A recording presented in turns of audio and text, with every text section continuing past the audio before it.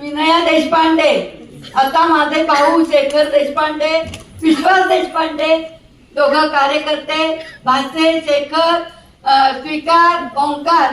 पण मी यांची पहिली म्हणजे वलचंदनगरला 73 साली माझे वडील युनियनचे लीडर होते आणि तेव्हा शंकरराव बाजीराव पाटील आणि काका हे यायचे दादा, आणि मी त्यांना आमच्या वरंड्यात सतरंजी घालून द्यायची. हे खूप दिसायला छान होते आणि वेळेची तत्परता, भावनेची उत्कटता आणि इतके प्रेमाने आमच्याशी बोलायचे.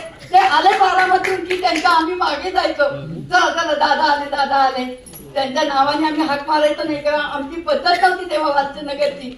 आम्ही देशपांडे घराण्यातल्या चांगल्या मुली होतो. आणि आता माझे भाऊ फक्ते रोज त्यांच्या आधारवर रोज त्यांच्यावर टाकतात आमच्या आधारवर.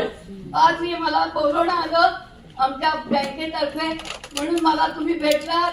शेखर म्हटला तुझी आठवण सांग, त्यांना मी ग्लासभर दूध द्यायची, चहा द्यायची, आमच्या घराण्याची आणि त्यांना आम्ही पोचवायला जायचो. त्यांना म्हणतो आता कुठं जायचे, 43ला 44ला, तेव्हा आमच्या इथे 43-44 मी त्यांच्याबरोबर फिरलेली आहे. आज मला 71 वर्ष लागणार आहे 24 तारखेला. पण मला अनुभव सांगावासा वाटला सगळ्यांच्या, आणि मला दादा भेटले जवळून.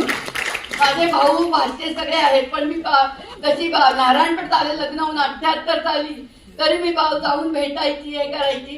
पण मी इथं मुक्ता टिकायची पिले आहे होते म्हणजे आधी असं भेटला, खूप आनंद झाला. आणि त्यांच्याबरोबर मला एक फोटो काढून टाकायचे,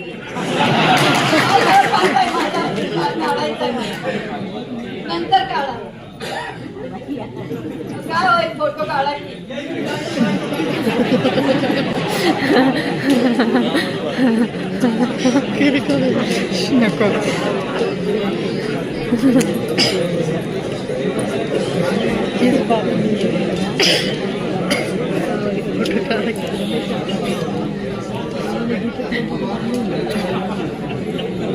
व्यासपीठावरील सर्व मान्यवरांचे आणि आपणा सर्वांचे मनापासून आभार.